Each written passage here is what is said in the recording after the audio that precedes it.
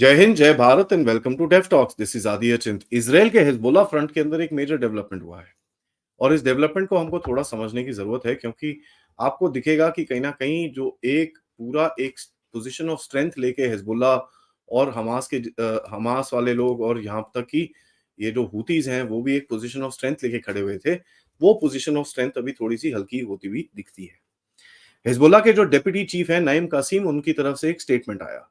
उन्होंने बोला कि साहब, हम लोग जो लेबनीज एफर्ट्स हैं सीज फायर के लिए, उसको हम पूरी तरह से सपोर्ट करते हैं। उनका एक 30 मिनट का टेलीवाइज एड्रेस था, लेकिन उन्होंने ये भी बोला कि भाई हिजबुल्लाह सबसे पहले इस वॉर को नहीं रोकेगा। सबसे पहले इसराइल को एक स्टेप लेना पड़ेगा, जहां पर कहीं ना कहीं इसराइल को अपनी बॉम्बिंग को खत्म करना पड़ेगा, तब जाके हम कुछ बात करने के लिए तैयार होंगे।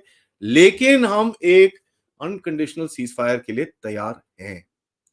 तो ऐसा एक इनकी तरफ से स्टेटमेंट आया।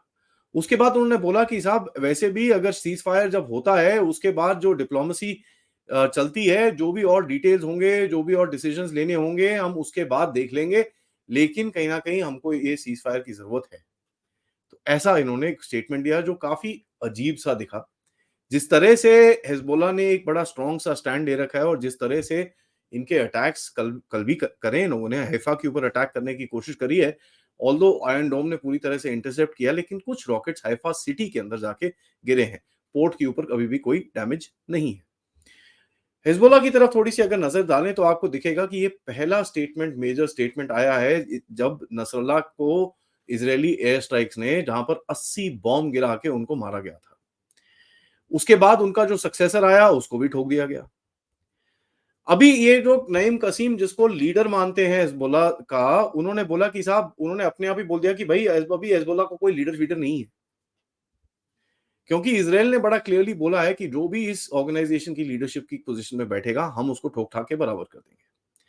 तो यहां पर आपको ये दिखता है कि एक खौफ है कि भैया अगर मैं लीडर बन गया तो मेरे भी जरा दिन ना 24-48 घंटे से ज्यादा नहीं होगा और मेरे को भी ये लोग कहीं आके मार मूर देंगे। तो उन्होंने बड़ा क्लियरली बोला कि साहब, हम एक इलेक्शन करेंगे और एक उसके बाद सेक्रेटरी जनरल इलेक्ट होगा। उसके बाद जो हमारी ऑर्गेनाइजेशनल प्रोसेस है उसके हिसाब से हम पूरा एक एक जो भी प्रोसीजर फॉलो करना है, और फिर हम अनाउंस करेंगे कि साहब कौन लीडर बनता है हिजबुल्लाह का।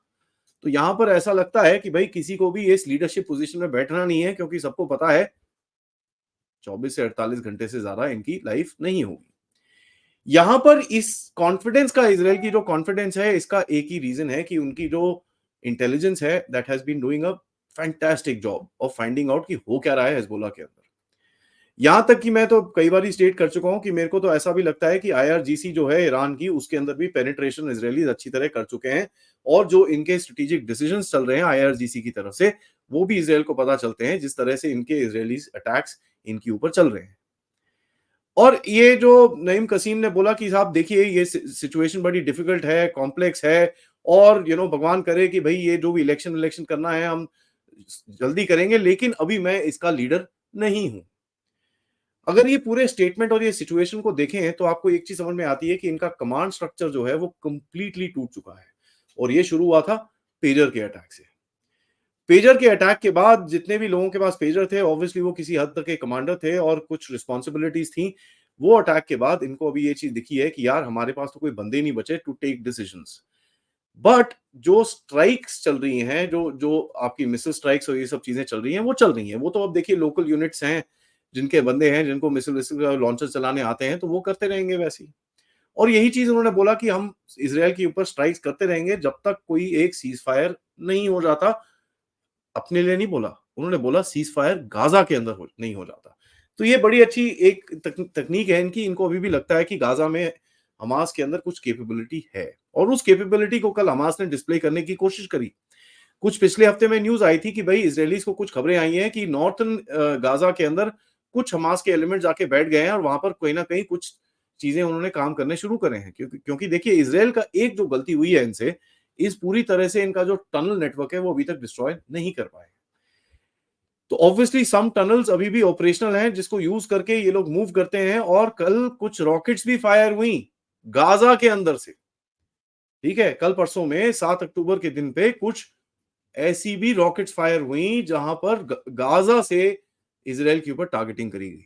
ऑब्वियसली उनको इंटरसेप्ट कर लिया गया, लेकिन जस्ट द शेयर फैक्टर कि हमास के पास अभी भी ये कैपेबिलिटी है दैट टेल्स यू कि कुछ नेटवर्क्स इनके अभी भी एक्टिवेटेड हैं। जो देखिए, अगर आप देखें कि इज़राइल ने एक और कमांडर ठोका कल हिज़बुल्लाह का, उसका नाम था हुसैनी, उसका मेन रिस्पॉन्सिबिलिटी था जो वेपन्स आते थे ईरान से उसको डिस्ट्रीब्यूट करना हिज़बुल्लाह के दूसरे और कमांडर्स और दूसरी फाइटिंग फोर्सेस के साथ।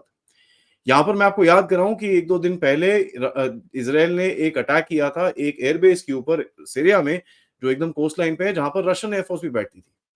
और ये अटैक अलेजिडली था एक ईरानियन जहाज के से निकले हुए कुछ इक्विपमेंट के ऊपर, और इसके ऊपर तो अमेरिका की भी नजर है, क्योंकि कुछ दिनों पहले एक ड्रोन स्ट्राइक अमेरिका ने करी थी, जिसमें से ये वेपन्स ईरान से हिजबुल्लाह की तरफ लेके जाए जा रहे थे। सबसे पहले मैं आपको बताऊं कि एक जो ये जो चीजें चल रही हैं, इजराइल का एक जो तरीका है कि पूरी तरह से ये हिजबुल्लाह के कमांड स्ट्रक्चर को तोड़ ताड़ के उसको पूरी तरह से ऐसा जगह पे ला दो कि उसके पास कोई और ऑप्शन ना हो। लेकिन उसमें थोड़ा टाइम लगेगा। करीब 100 से 150 रॉकेट्स कल फायर हुई हैं हाइफा की सिटी के ऊपर, जो कहीं हाइफा के पोर्ट के ऊपर नहीं गिरी, बट हाइफा सिटी में 1-2-4 इंपैक्ट्स रिपोर्ट हुए हैं। तो ये बड़ी एक टेढ़ी सी सिचुएशन है, एंड इस टाइम पे सीज फायर का मतलब यही होगा कि साहब आप इनको अपॉर्चुनिटी दे रहे हो टू रीबिल्ड देयर फोर्सेस, और जैसे ही वो रीबिल्ड करेंगे तो वापस ये पूरी स्टोरी शुरू हो जाएगी, जैसे वो बोलते रहते हैं। हमको ये भी पता है कि अभी काफी एविडेंस निकल के आ रहा है कि हिजबुल्लाह का भी कोई अक्टूबर 7 जैसा प्लान था जो गाजा से हमास ने किया था, इजरायली टाउन्स के अंदर घुस के जो जो चीजें उन्होंने करी थी, ऐसा ही प्लान कुछ हिजबुल्लाह के फाइटर्स का भी था, जिसको ये जो प्रीएम्प्टिव स्ट्राइक्स करी, पेजर अटैक्स करे, ये जो भी चीजें करी, उससे तोड़ताड़ के बराबर किया गया। अब एक और न्यूज आई कि ईरान के जो और भी टट्टू हैं इस रीजन के अंदर, एक तो 3 है, हिजबुल्लाह, हमास और हुतीज, और भी हैं जो एक कुड्स फोर्स है जो इराक और सीरिया में ऑपरेट करती हैं, उसके एक कमांडर को, इस्माइल खानी को, सडनली वो मिसिंग हो गया। अब पता चल रहा है कि जो रूमर्स इतने सारे वहां पर भागने शुरू हो गए, क्योंकि वो एक बड़ा सीनियर टाइप कमांडर था, पता चला कि वो तो सारा मोसाद का एक एक एजेंट था। और ये भी पता चला कि वो तो अभी इजराइल में आराम से बैठ के कॉफी पी रहा है, चाय पी रहा है, खाना खा रहा है, एकदम मस्ती में बैठा है, कोई टेंशन नहीं है उसको। तो ये चीज मैं जैसे आपको बोल रहा था कि आईआरजीसी और ये जितने भी इनके रेजिस्टेंस फोर्सेस हैं, इसके अंदर मोसाद ने पेनिट्रेट कर रखा है, और बड़े आराम से they're able to operate and get information out. अब देखिए, कल परसों में एक रूमर चलाया गया, रूमर ये चलाया गया कि ईरान के अंदर एक अर्थक्वेक आया है, और ये अर्थक्वेक था कि न्यूक्लियर बॉम्ब का एक्सप्लोजन हुआ। ऑनलाइन सोशल मीडिया जितने भी ईरान सपोर्टर्स हैं और जितने भी ये सपोर्टर्स हैं इस रेजिस्टेंस सो कॉल्ड के, उसके लोगों ने तो बोल दिया, भैया आप तो ईरान ने दिखा दिया, आप तो भैया ऐसे ही अर्थक्वेक हो गया, आप देखिए क्या होता है। बट उन्होंने ये चीज बतानी आपको ओमिट करी कि साहब अर्थक्वेक ईरान में तो हुआ, लेकिन सेम अर्थक्वेक सैटरडे नाइट अक्टूबर 5 तारीख को इजराइल में भी हुआ। स्ट्रेंजली इनफ सेम टाइम पे हुआ और सेम कैपेसिटी का हुआ। तो जो एक स्पेकुलेशन काफी टाइम से चल रही है कि ईरान ने एक न्यूक्लियर टेस्ट करा है, इसके बारे में डाउट्स अभी धीरे धीरे करके बाहर आ रहे हैं। एक छोटा सा टाउन है जिसका नाम है अरादान कवी डेजर्ट के अंदर, जहां पर ये अर्थक्वेक रिटर्न हुआ था। यहां पर अभी इजरायलीज खुलने में आके बोलना शुरू हो गए हैं कि अगर ऐसा कुछ हुआ है तो ये थैंक यू है जो बाइडन को, क्योंकि जो बाइडन ने इनके ईरान के साथ ट्रेड खोल दिया और चाइना को इतना इतना तेल लेने दिया, करीब करीब ईरान के पास $80 बिलियन ऑलरेडी आ चुके हैं पिछले 2-4 साल के अंदर। और ये चीज अभी इजरायलीज को दिख रही है, और ये तो मैं कब से बोल रहा हूं कि भाई इजरायलीज को समझ में आना चाहिए, इनका दोस्त इनका सबसे बड़ा दुश्मन है। पर ठीक है, अब जो भी है वैसे सिचुएशन। उस दिन कर्नल रैना ने भी बताया कि भाई पुतिन भी कुछ ना कुछ एंगलिंग कर रहा है, सुखोई 35 भेजा है, उसको S-400 भेजा है, और कुछ रशियन ट्रूप्स, मर्सनरीज, जो मर्जी बोल लीजिए, वो ईरान में डिप्लॉयड है to actually use this equipment, क्योंकि देखिए इनको आता नहीं होगा, ऑब्वियसली 1-1.5 साल 2 साल लग जाते हैं ट्रेनिंग के अंदर।